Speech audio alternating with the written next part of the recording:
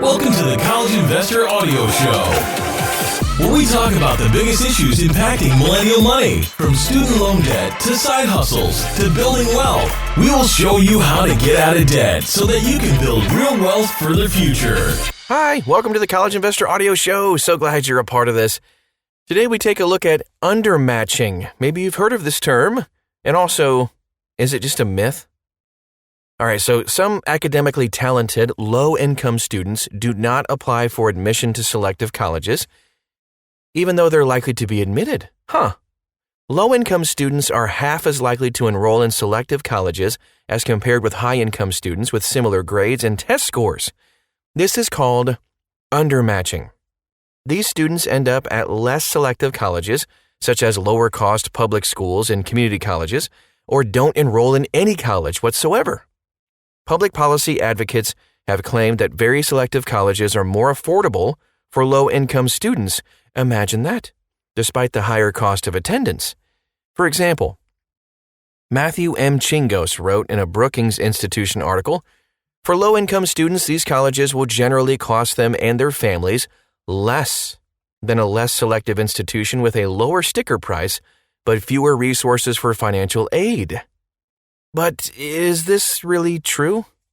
Does generous financial aid make selective colleges more affordable than lower-cost colleges? And do low-income students at these colleges pay less than their counterparts at less expensive schools? Or are selective colleges just trying to shift blame for their failure to enroll more low-income students and provide them with sufficient financial support? Let's take a look at undermatching at selective colleges. We have a table that would be way too confusing to read on a podcast, but it shows the percentage of undergraduate students receiving federal Pell Grants and the percentage who are low-income students at the 25 most selective colleges. And this is based on admissions rates. So the table is based on 2019 data from the Integrated Post-Secondary Education Data System, mouthful, the IPEDS for short. I'm just going to touch on a couple of these.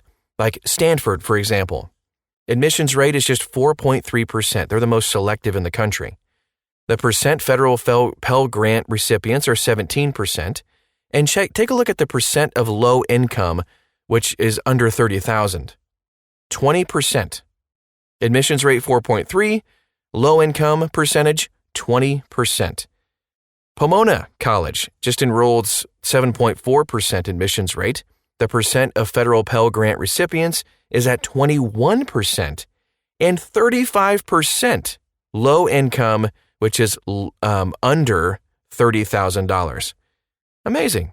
That's just two I selected from there kind of randomly. You can take a look at the other 25 schools as well at thecollegeinvestor.com, just right inside of this article. Most of these colleges are below average in their enrollment of low-income students and federal Pell Grant recipients, although there's still a significant variation in the enrollment rates. It's very interesting. Here are some of the advantages of very selective and less selective colleges. Here's the criticism of undermatching. It often asserts that the affected students miss out of key advantages of enrolling at a more selective college, such as higher graduation rates.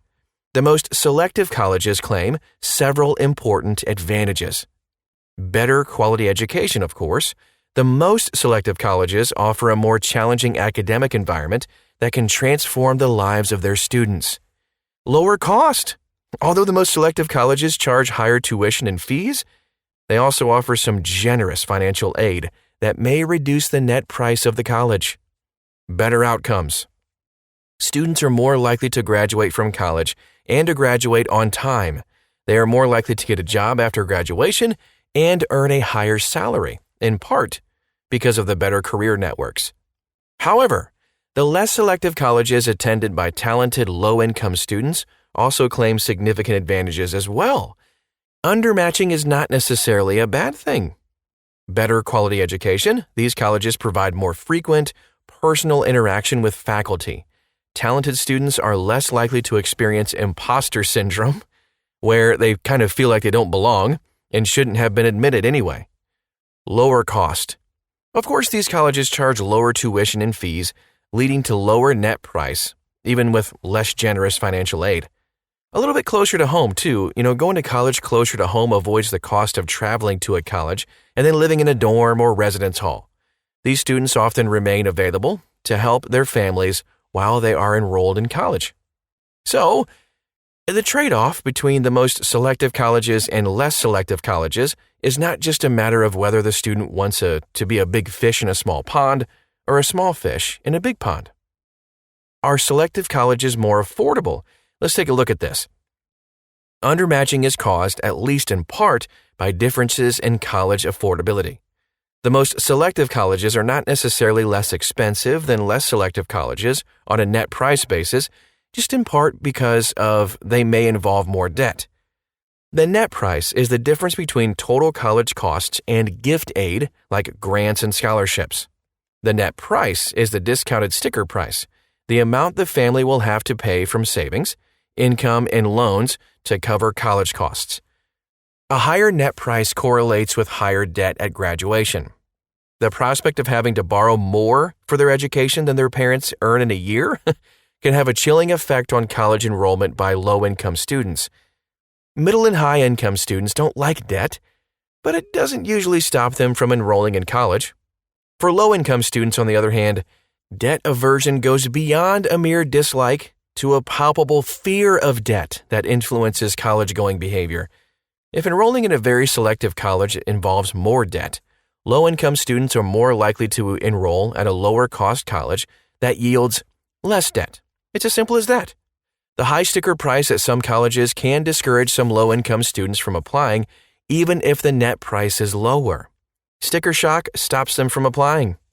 This is a key problem with the high-cost, high-aid model.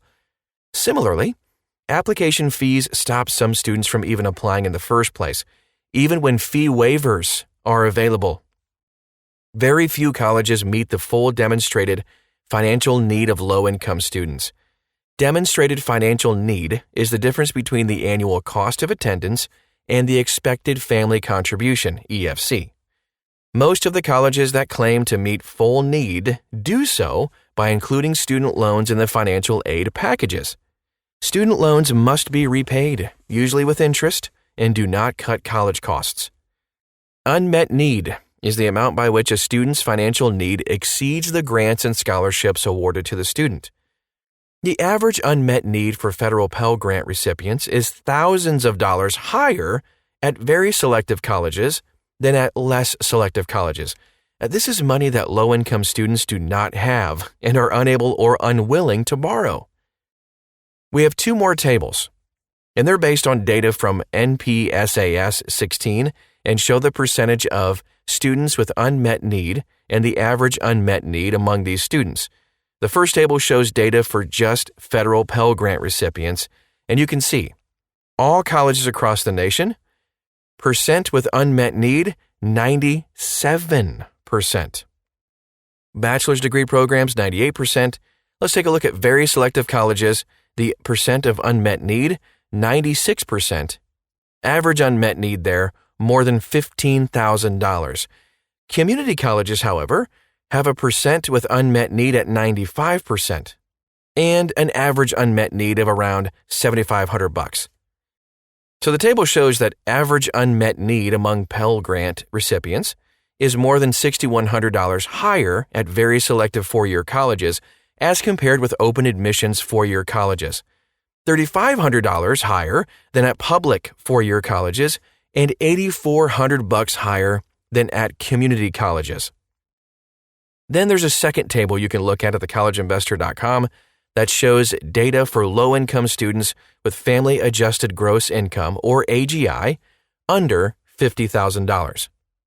And that table shows that just among low-income students, average unmet need is more than $10,600 higher at very selective four-year colleges than at open admissions four-year colleges. Thus, federal Pell Grant recipients and low-income students can save thousands of dollars a year by enrolling at less selective and community colleges.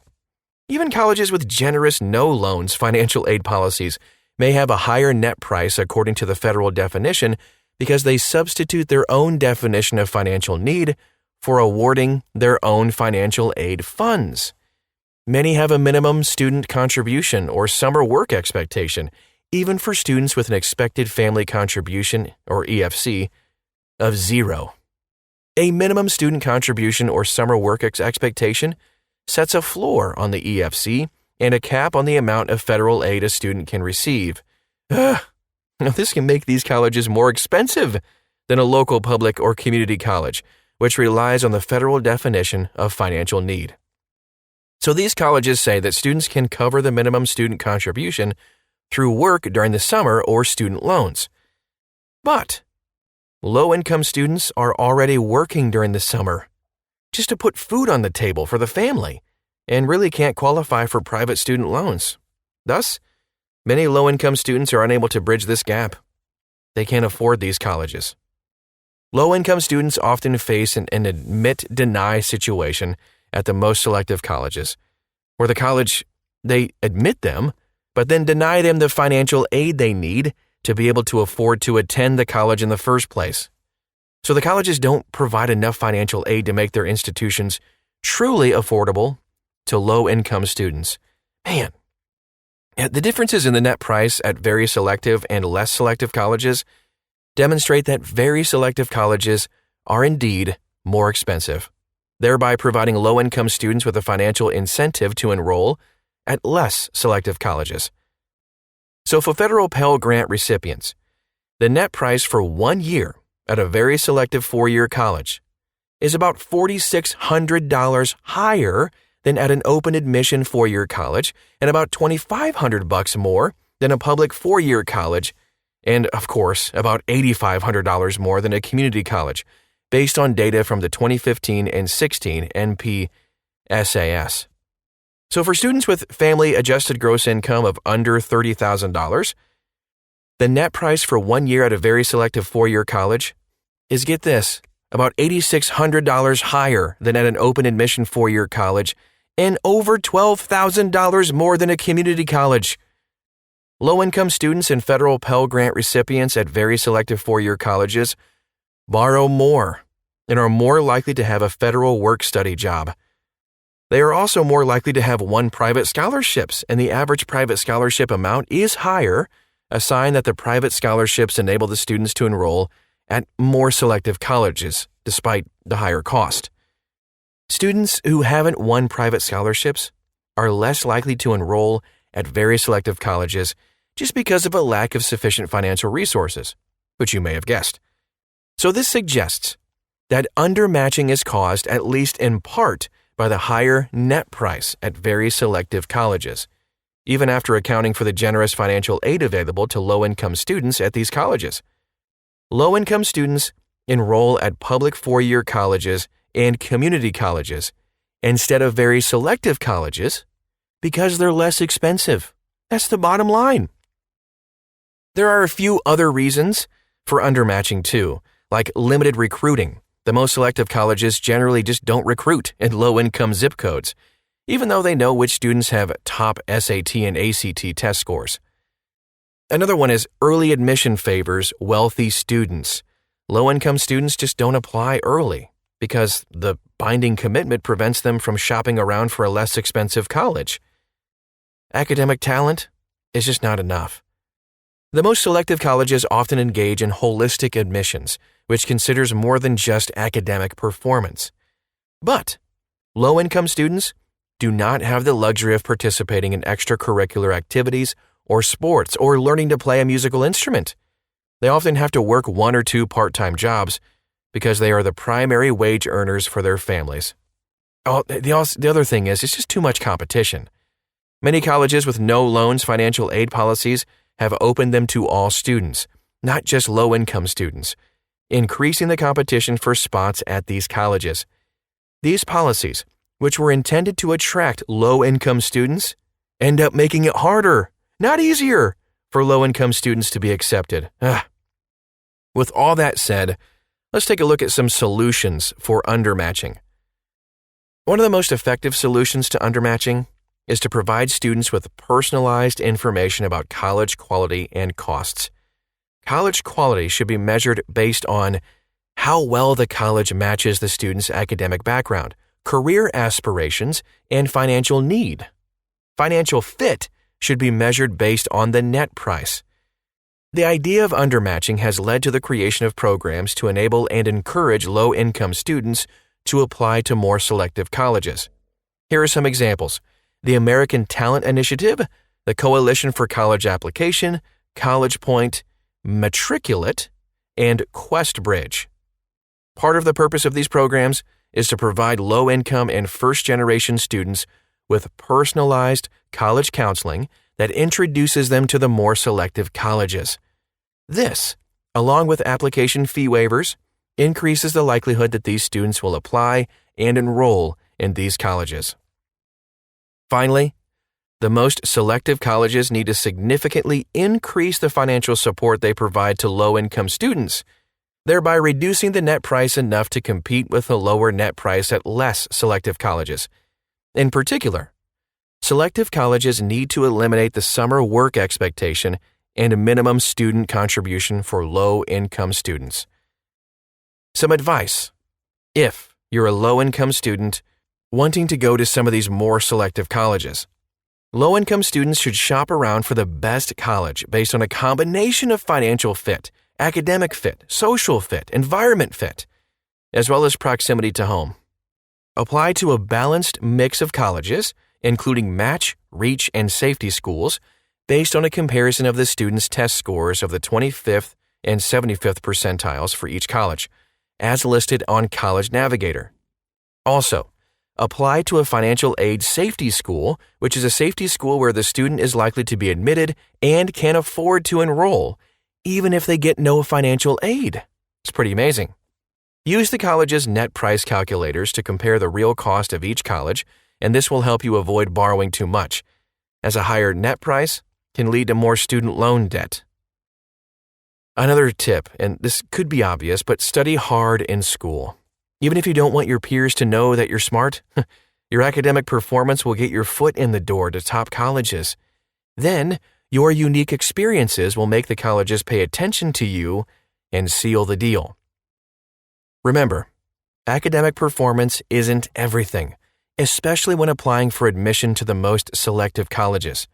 Pick a single hobby or activity and just dive deep. Depth matters more than breadth. If you don't have the time to explore multiple activities, a single one can suffice if you devote all of your available effort to it. Write an essay about your relationships with other people. The essay doesn't necessarily need to be about overcoming adversity, but rather can illustrate the challenges you face through storytelling. Talk about their influence on you and your influence on them. Also, don't worry too much about getting into every college. If a college doesn't accept you, it's their loss, not yours. You can do well wherever you end up. If you must have a dream school, pick 3 dream schools. That way, you increase the odds of getting into at least one and being able to afford to enroll. According to the American Freshman Survey conducted annually by UCLA's Higher Education Research Institute, 93% of American freshmen are enrolled in one of their top 3 choices.